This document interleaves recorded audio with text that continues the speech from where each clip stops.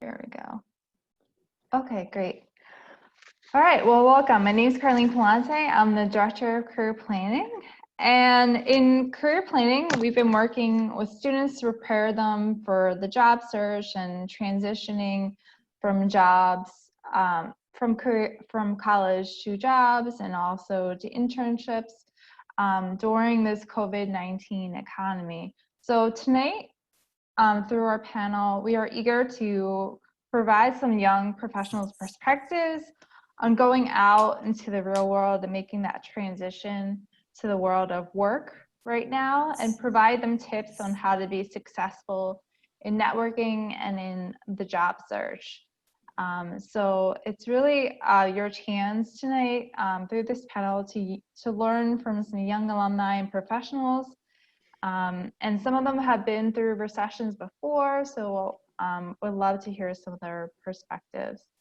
And thank you so much for all the panelists that are here from our Young Professionals Network of the Capital Region Chamber of Commerce, and for making this happen. So I'm actually going to have each of our panelists do a quick introduction with your name and your company and your title and a little bit about what you do. So Megan, you want to start first? Sure.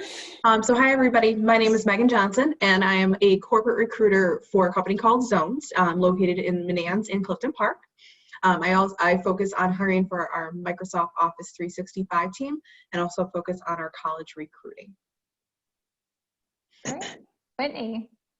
Hi, I'm Whitney Philippi. I'm the Director of Advancement for Loudonville Christian School. It's a pre-K through 12th grade private school in Albany.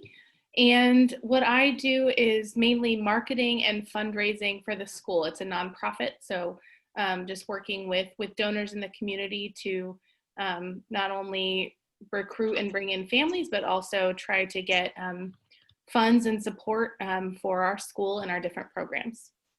Great. Nick? Hello, my name is Nick DiCaprio. I'm the Associate Director of the Capital District Educational Opportunity Center, which is part of SUNY's Center for Academic and Workforce Development. I am a SAGE grad, 2015. I got my MBA at SAGE. And what we do at the Capital District EOC is we concentrate on workforce development. So we have vocational programs, and we also have traditional academic workforce development programs. Our office is in downtown Troy. We're partnered with Hudson Valley Community College as well. And what was it? I focus on community relations, communications, community outreach, government relations, and other duties as assigned, which turns out to be a lot of different things any given day. So. Great. Gabby. Hi, I'm Gabby Calabrese. I'm the Charitable Contributions and Community Relations Manager for M&T Bank. The easiest way to put that is I do all the charitable giving for M&T in the Albany Capital Region. Anything involving a 501c3 organization, especially now during these COVID times, finding different organizations that are dealing with anything from youth, food insecurities, homelessness, veterans. We cast a wide net. So that is a large majority of my job. I also handle all of the client events throughout the Capital Region and the Hudson Valley. Great. Okay, so I'll get us started with some questions. So as we all know, this isn't the ideal time for searching for a job from our graduating students, and they weren't really expecting this, right, back in January. What advice or tips do you have for students that are graduating right now, and how can they expand their opportunities? Nick, why don't you start us off on this? Sure. So I graduated under similar, although not, I don't think quite as, I guess, unique circumstances. In 2008, I graduated with my undergrad, and it was right at the heart of the Great Recession. So it was really tough to find a job. It took me quite a while. So in the meantime, I had a job at a restaurant where I worked as a bartender and a waiter, and I just looked around for part-time work, even in things that were sort of related to my field. I was history and political science with a business minor. And I ended up getting a session job at the New York State Legislature and made some connections that way. But, I would say look at your network you have. It can be personal, it can be professional, and just, keep in touch and let people know that you're graduating and things that you're interested in. Like I said, it doesn't have to be in your field. It could be related to your field, it doesn't have to be, but that's how you learn, is by trying different things and doing different things, and your path will lead you to where you want to be. So don't be afraid to pursue some different opportunities, and also don't get discouraged, because this is not going to go on forever. I know it feels like it, but you will find jobs, you will find something. Might not be immediate, but you'll land where you're supposed to be. So just don't get discouraged and just keep searching. Whitney, did you have stuff to add to that? Yeah, Nick, I think you bring up some great points, especially about utilizing your network. I graduated from undergrad in 2007, so it was definitely starting, and found it really helpful. I'm the only, so Megan, Nick, and Gabby are all SAGE alums, and that's one thing that I would highly stress is talking to your alumni office and your career office, Carlene, because there are a lot of connections within the Capital Region, other SAGE alums that are working, our recruiting managers are in the areas that you want to get jobs in. And so really using the network you already have, specifically those associated with SAGE, to bolster your network, and really rely on those connections in order to maybe get ins where other people couldn't, because you're a SAGE alum and people like to hire SAGE alums. And then also with that, I would highly recommend, if you've done an internship during your career at SAGE, even if it isn't necessarily within your field, or if it was maybe a year or two ago, reach out to that internship and just say, hey, I'm graduating. Are there any opportunities available that you know of? Because those people know you, you've worked with them, and that could be a really, really great a resource for you to really rely on past internships experiences in order to land a job. That's great advice. Great advice. Gabby, did you have anything to add? Whitney took what I was going to say about internships. But no, I would definitely mirror what both Whitney and Nick said in regards to really the people that are surrounding you right now, whether it is your professors, whether it is, people that you did internships with, or people that you met through the course of, whether it was a weekend class or anything like that. You really don't realize now who your next set of friends or network will be in the next stage of your life. The people that you're sitting with virtually or not in class, will become shockingly people that you will reach out to in the future saying, where did you land? And, we should talk. And, I have people today still that I graduated from SAGE in 2005, and I have people that I still to this day reach out to, and who are dear friends of mine and are in similar industries. So I would definitely say lean into the people that you're around right now. Yeah. As a follow-up to that question, and anyone can jump in on this, how active should students be using LinkedIn right now? Because you all talked a lot about networking. So I'll jump all over that one. Yeah. So I'm actively looking to fill roles for my company. So I am on LinkedIn all of the time. I am posting jobs. I am searching and sourcing for students. I am posting updates and connecting with students all of the time. So you should definitely be active on LinkedIn, contributing to LinkedIn, and making sure that your LinkedIn is up to date. So I love it when a student, and I expect all of you students to connect with me and all of us afterwards. You have all our names, you have our companies, and shoot me a note. So when you connect with me, put in there that, you know, you've seen some opportunities at my companies. You were at this event today and saw me speak.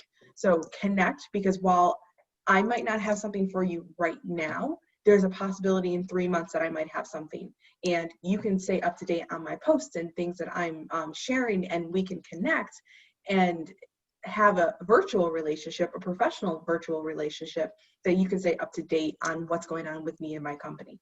The other part of that is anytime I like something or I comment on something, that will show up in your feed, seeing my activity. So I might lead you to something else that you didn't even see because it's not part of your network. So definitely being active and professional and updated on LinkedIn is huge. Mm-hmm. Yeah.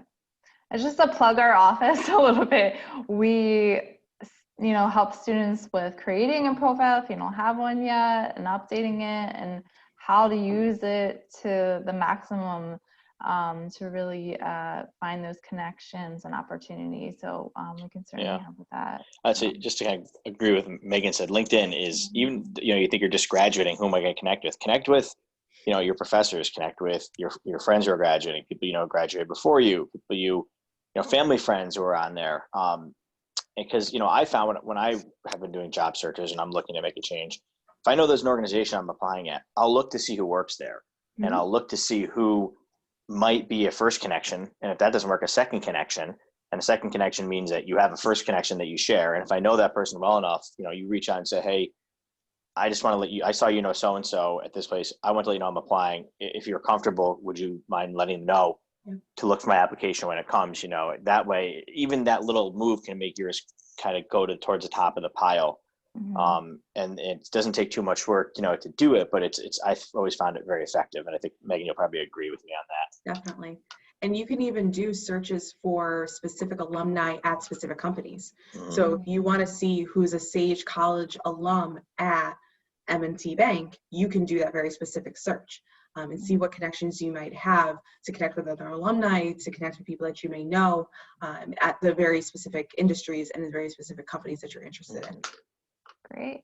And sorry, just to add one more thing. So we here, all of the panelists are part of Young Professionals Network, which is part of the Capital Region Chamber of Commerce. And there are hundreds of us that are part of this organization throughout the Capital Region in every single field you can imagine. So we want to be that resource because we are not too far away from where you are right now.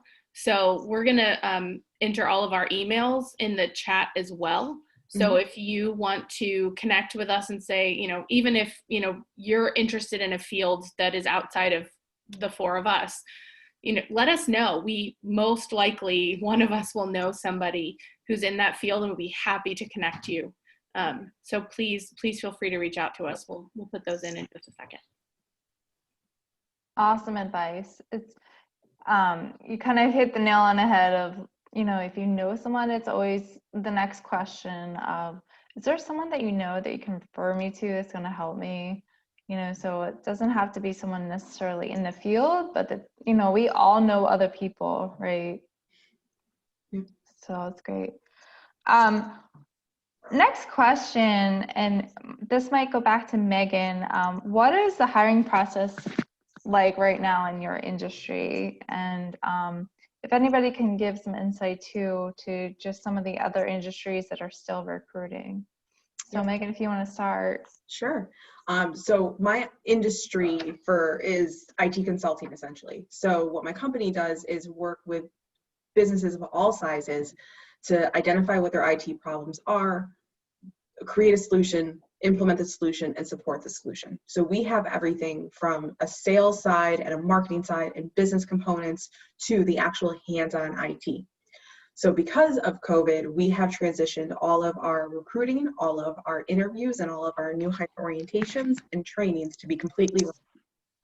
So we were very fortunate to be able to do that. Not every company was, so some definitely struggled and had to adjust, but we're an IT company, so we were very fortunate to have those resources to us.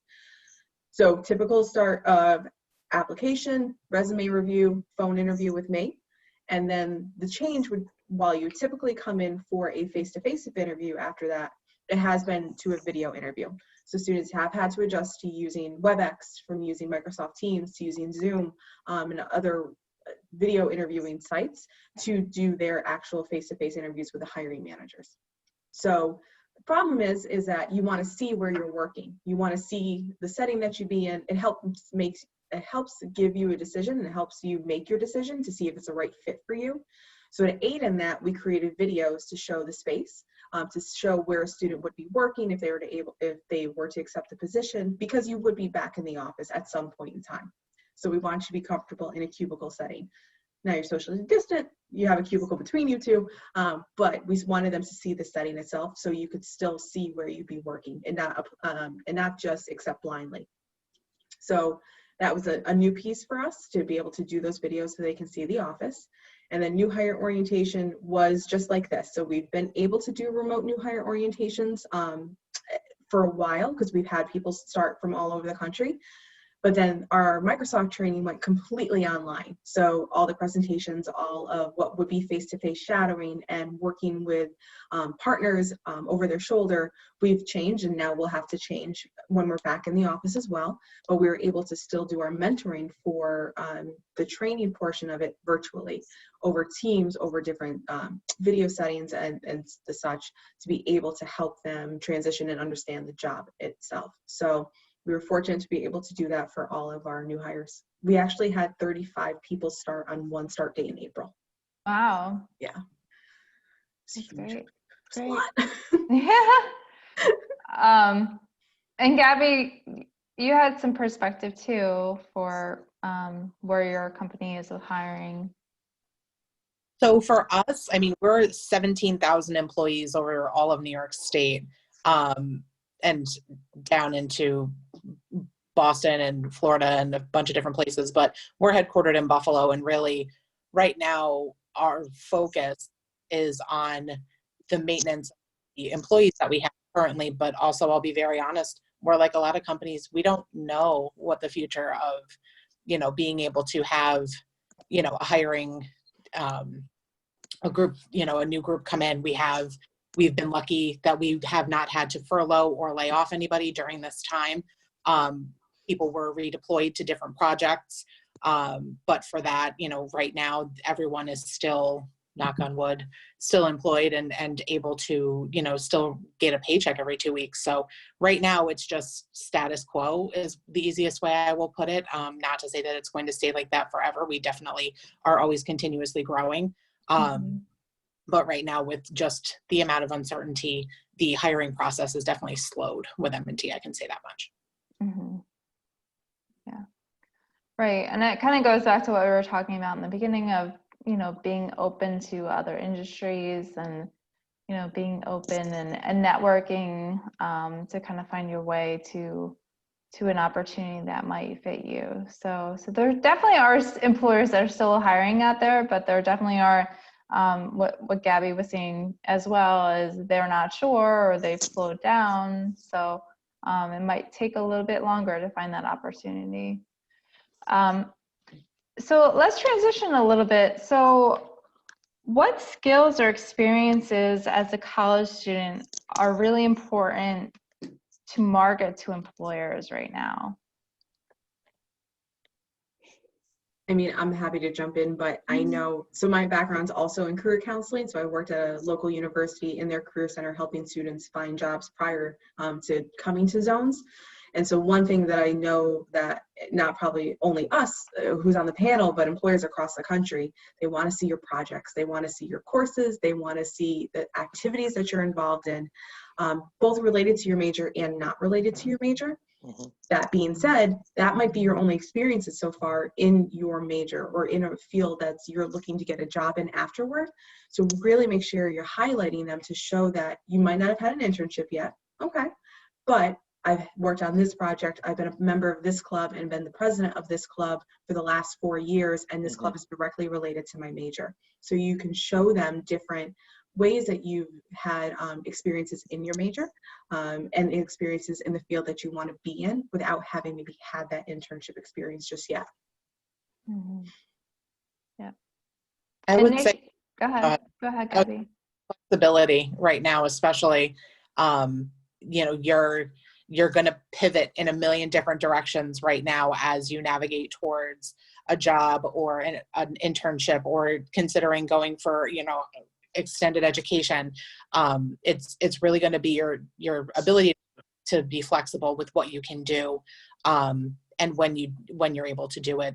A lot of people, I started in marketing, but I went to go work for a hospital and developed nursing education for the first 5 years of straight out of college. So there was, you know, things like that where you just don't plan it, but it's always good to consider those additional facets and what that's going to look like for you. Mm-hmm. I have a question.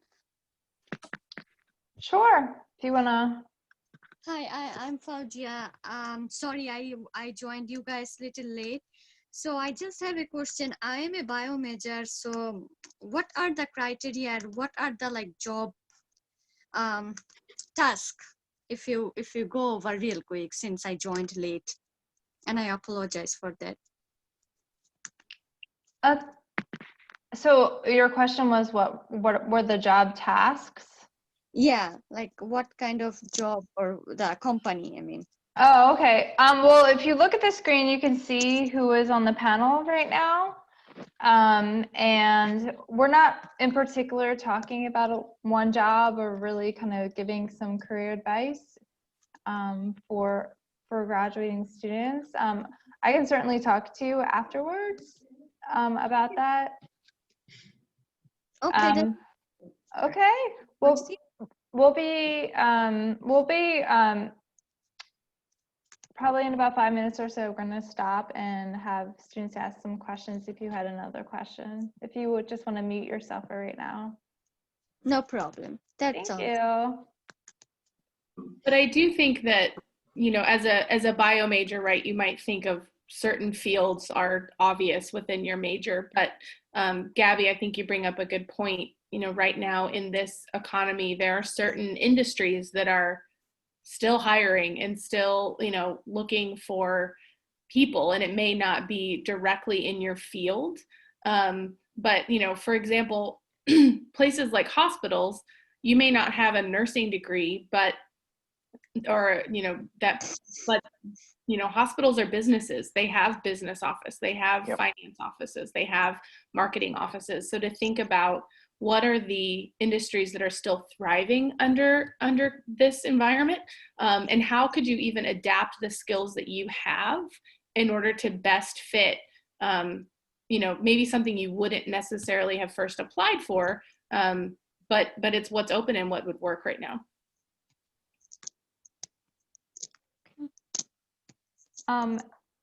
Any other insight into what skills are really standing out to employers right now and who they're hiring? I think one thing I think is good to list is, and it's not necessarily even generally a skill, it's just a willingness and ability to take on new tasks, or willingness to take on tasks in an area where I have no prior experience, because that shows that you're willing to, even though you might not know something, you're willing to learn, and you can be taught. And I think employers like to see students come out that they know you're not going to know everything, but if you're expressing that willingness to learn and you're not afraid, I think that can help for sure. Mm-hmm.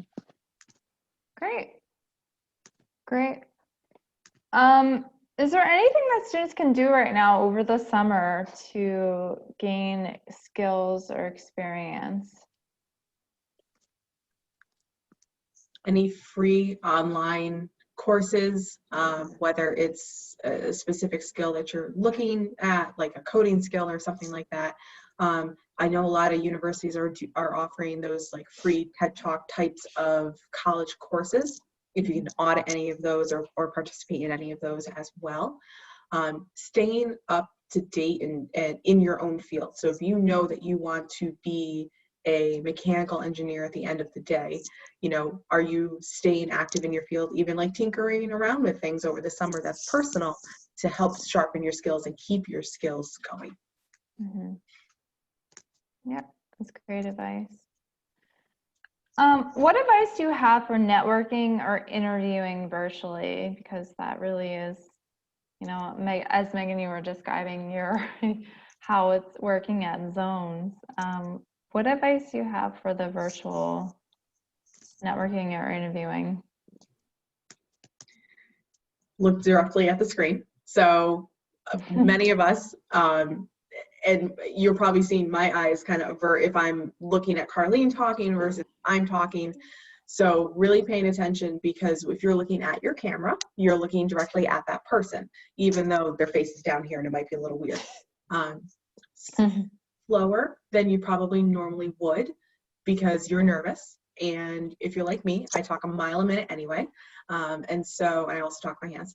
So making sure that you are slowing down a little bit. That person may be taking notes, and they may or may not be sharing their screen. They just might watch you.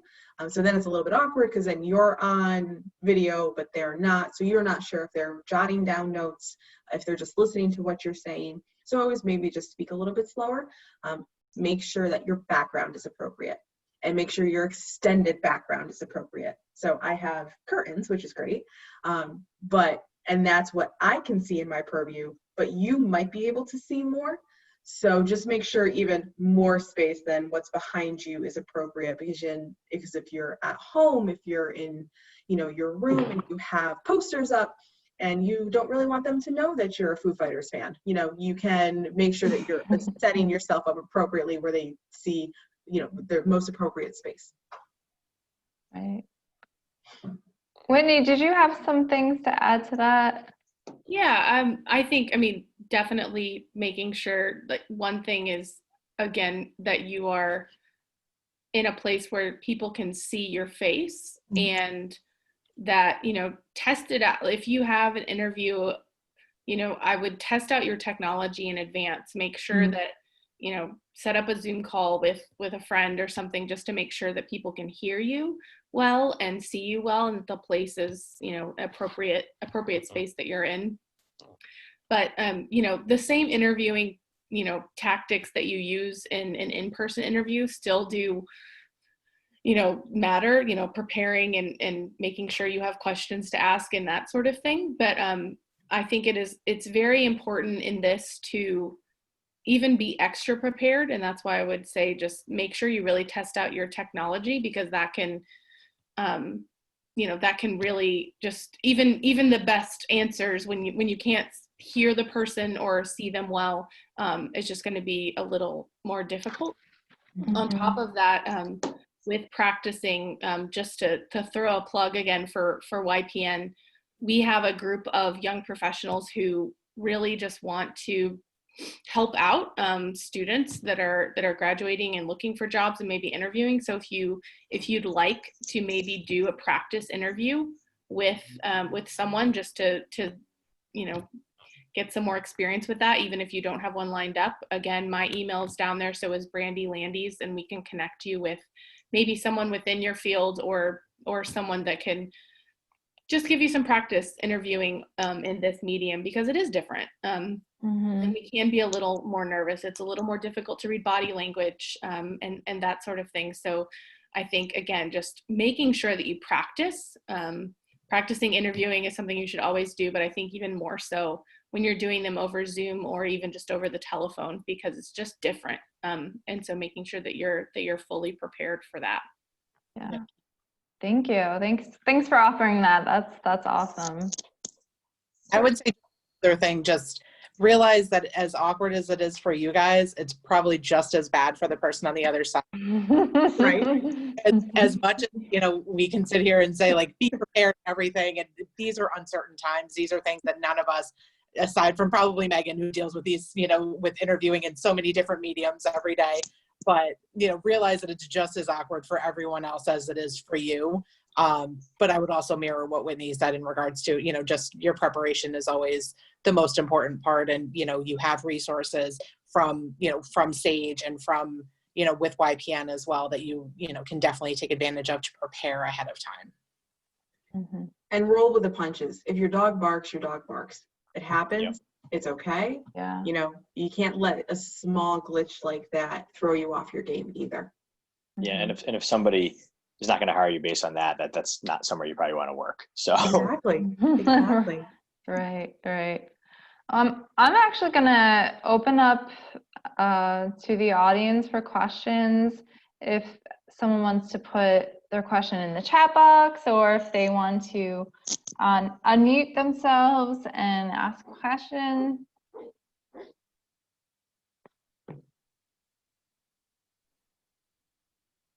Can any of our panelists take a screenshot of this?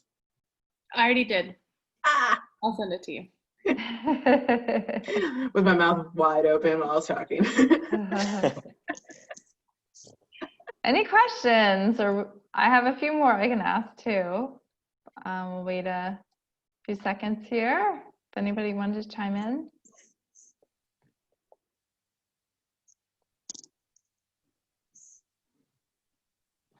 Okay. Okay, so I'll ask my next question. You can think about it. I know somebody has a question. What surprised you about making the transition from college to the workforce, about the expectations in the professional world? I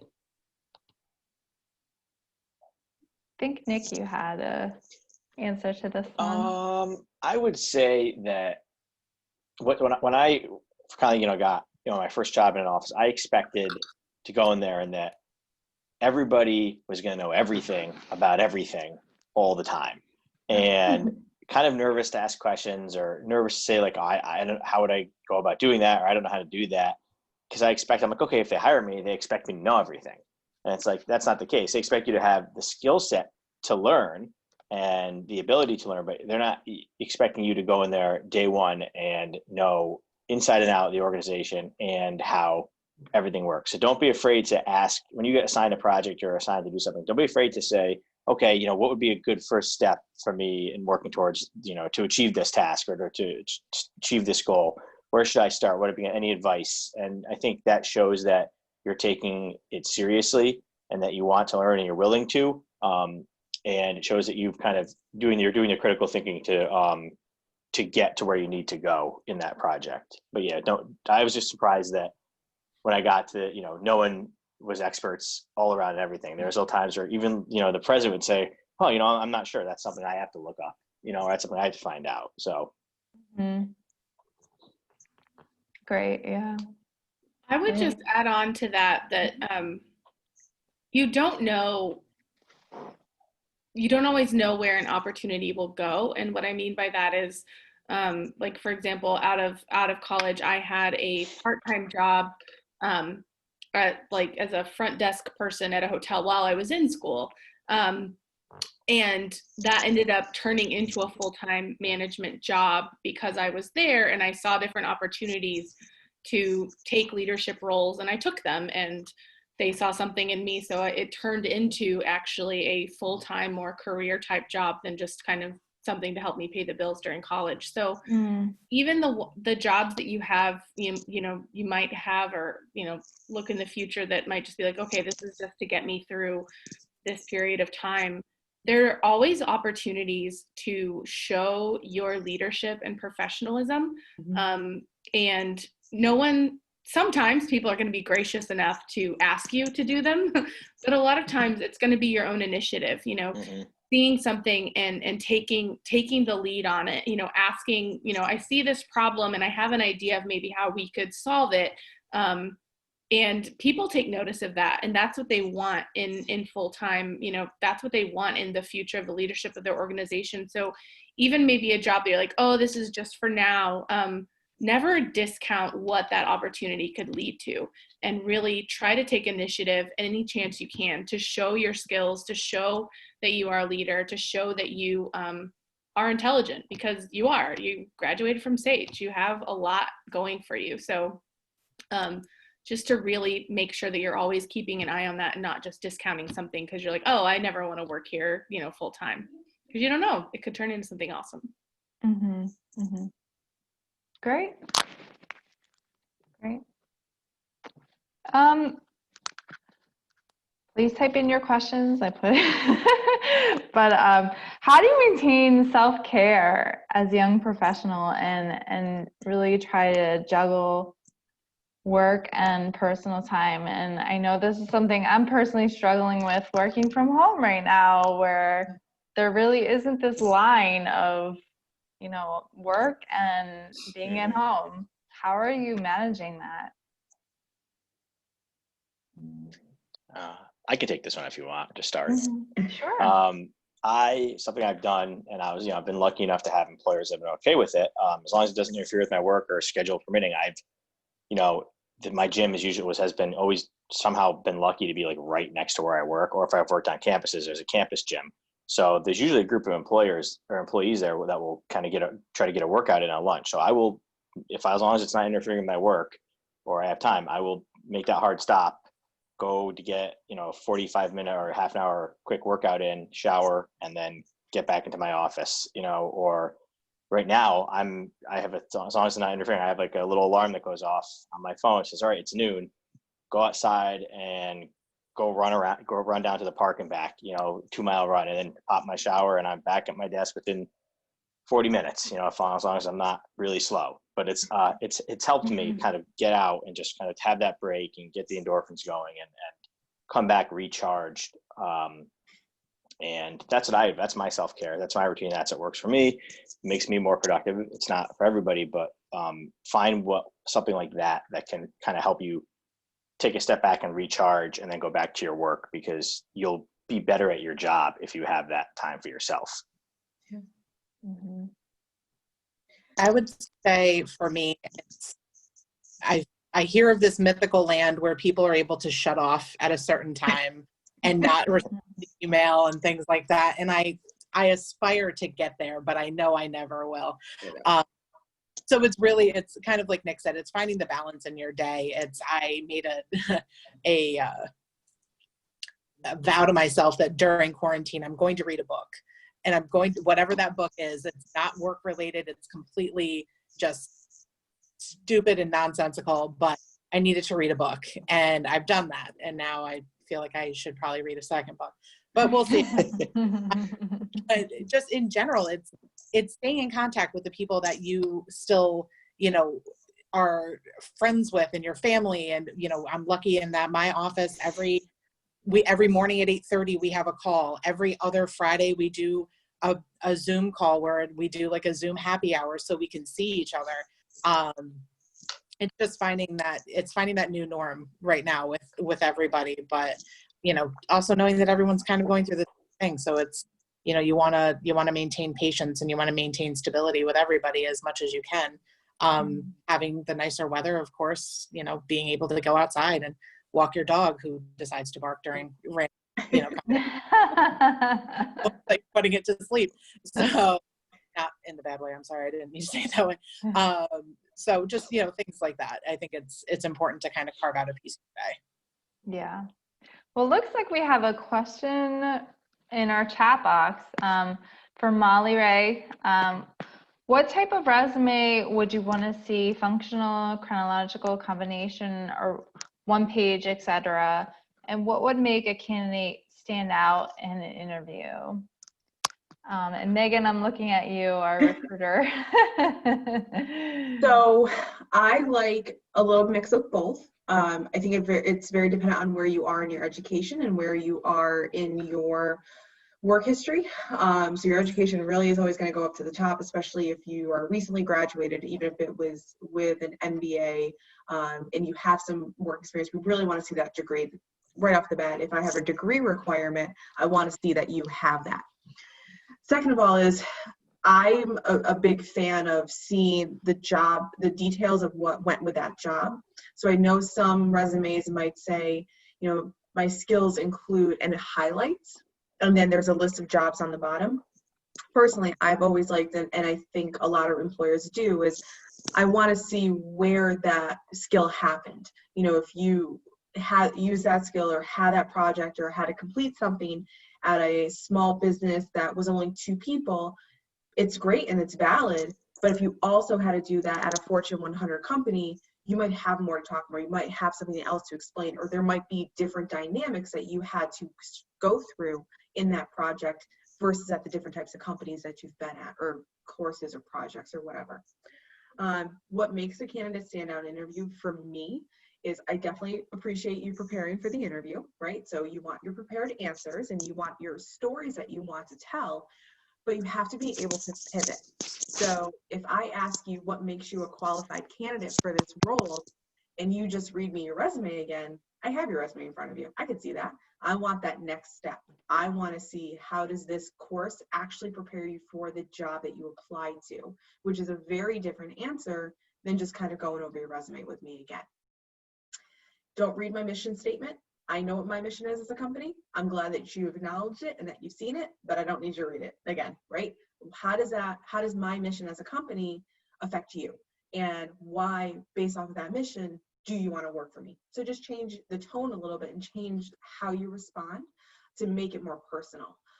That's always something that stands out in an interview for me.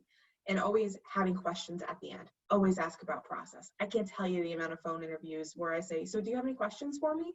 They go, no, I'm good. I'm like, do you want to know when I'm going to call you back? Do you care if I'm going to call you back? So always ask about process. So for your own knowledge too, that if we don't contact you in a week, and I said I would, follow up with me. Call me out. Hey, you said you were going to call me on Tuesday. I haven't heard from you yet. It's Thursday. Understand things pop up, but just wanted to check in. That shows me that you're interested in my job as well, and I just wasn't one of the 100 applications that you just submitted off of Indeed or LinkedIn and hit easy apply and you just spammed everybody. It shows that you really do have a vested interest in my position and my company.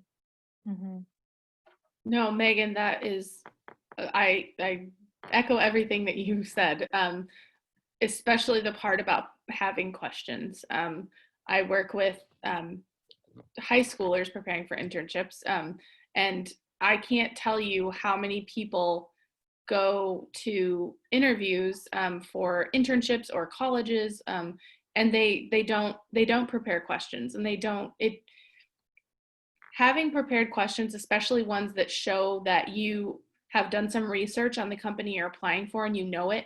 And even just, how am I going to fit in this way? This is a core value of yours, and how would this specific job help me to fulfill that that value? What would that look like in my daily job?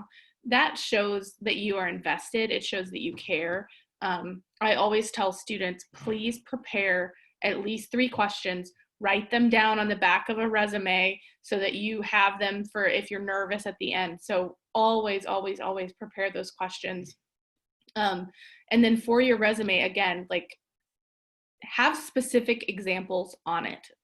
So if it's a project, Megan, you hit in this, but if you've done, if you ran, even if, you worked at, Target and did, inventory, talk about that. That's a different skill that says something. So please just be very specific on what your actual job was. And if you can put any type of detail that has, again, to say, that has numbers in it. So, I was in charge of this amount of inventory. I, processed this many payments. And especially for volunteerism on there as well. If you volunteer with, a food bank, put on there that you volunteer, 2 weekends a month. That's a different story than just saying I volunteer at a food bank. And it shows, people, I think a lot of times will sell themselves short because they don't really go into the details of what they've done. And you hear the stories when you talk to them, like, oh my goodness, you devote a lot of your time to serving this community in this after school program, but it's not clear on your resume. I'm not going to get that unless I talk to you. And we may not talk to you. You want to make sure that you stand out on that resume. So I would say give those examples. And if you do any type of volunteerism, be very specific about what you're doing and the number of hours that you are devoting to that project. And then definitely, and to Whitney's point, include a timeline, because while for you, you might say, yeah, I do this every 2 weeks, but you do that every 2 weeks while balancing a part-time job, while taking a full semester of classes, while maybe being involved in 3 other activities that are on campus, while having to go through finals. So it speaks to a timeline and that you have the ability to maintain many different things. So as an employer, okay, you can maybe handle 3 projects at a time because you have a 3.0 GPA while you're active in clubs, while you volunteer, and while you're working part-time. It speaks to a much larger picture and gives a real example of those soft skills that we can't just say that we have, but we're showing. I can see that on a piece of paper when you talk about those very different things. Thank you so much. That was all great advice. Just a follow up from that. What about thank yous? Do you get many thank you follow ups, Megan? Not as many as I would like. It does stand out when I do, and it stands out for the hiring managers as well. So even a quick note, because we've already emailed back and forth. I've set up a phone interview. I've talked to you. Even if you're not selected, ask me why, because it could really have just been, I only have 3 seats left. I interviewed 50 candidates. So it could have just come down to fit, or it could have come down to skill. It might have been something that you could have adjusted. So always ask, say thank you for the interview, and even if you weren't selected, see if they'll give you any feedback to prepare for future interviews. They may not respond, they might not give you any feedback, but it doesn't hurt to ask. Mm-hmm. Looks like we have another question. Do you recommend negotiating salary in the first interview? And if so, what's the best way to go about it? No, I don't. I would, no. Oh, no. No. I would follow up and say not in the first interview, Yeah. but definitely if it becomes towards the end of the process, yes, you have every right to negotiate salary and benefits, but that should be once you are down the line, close to being hired. You may find that companies will ask you what you're hoping to make, and it's not to, because I do that, and it's not to cut you out in any way, but I have a certain bracket that I can't go over, that my hiring managers will not go over. So if you tell me you want $150,000 a year and I'm not able to provide that, I'm going to say to you, listen, I can't do that. Are you still interested?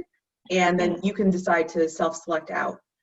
Part of a salary, though, is the full benefits package. So salary is a big piece of it, but you might have a 401k. You might have full benefits. You might have full benefits that the company pays for. You might have 3 weeks of vacation. So there's all of that that really does affect your salary and your overall package.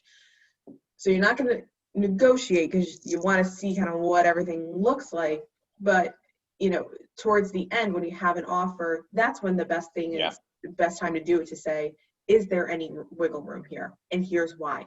Provide some details, provide data, companies that are similar, companies that are in the same area doing the same thing. So if you say to me, well, this company in New York City pays for the same role and they pay $200,000 a year, and say, we're in Albany and cost of living is a lot different, right? So it's apples and oranges. So you want to make sure that you are, if you are negotiating, to have data behind you and for why this number, and also reasons of why you deserve that number as well. Yeah, I would say don't also like be afraid to give a range. Like if somebody says, "Oh, you can give a $10,000 to $15,000 range," and say, you know, and that is contingent on the benefits package, you know, because you have to have a chance. A lot of companies don't, until you're a finalist. A lot of the companies, at least smaller companies or medium-sized companies, don't really give you the benefits package until you're there. And even if you have an offer as well, don't be afraid to email with questions back about it while you're negotiating. Like, okay, you know, I saw here's different healthcare. Is it going to go up next year? Yeah. You know, I was offered 2 weeks vacation to start, but I've also have X number of years experience. Would it be possible, to start off with 3 weeks? You know, and that's all stuff that's part of it. And I think most companies expect that. I don't think it doesn't shine negatively upon you. It shows that you're taking the time to invest and make sure it's a place you want to work and you want to stay. So, I've been there where you'll give the salary range and you say, hey, yeah, this is my range. What that end number is dependent on what, the benefits package is as well, because that can add value, does add value. Mm-hmm. Great. Okay, I'm gonna ask, is anybody have another question over audio?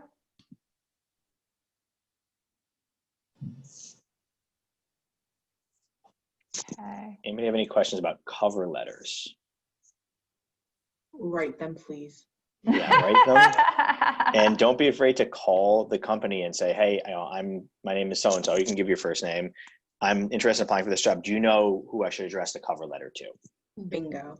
And, that shows, and then usually you'll get a name of somebody. Then also you can look them up on LinkedIn and see if the network's there, but it's all connected. But it shows you're interested in it. It seems a little more personalized. If you can't find out for sure, I would put then to your search committee, because you don't know if it's a group of people or not. A lot of times it is.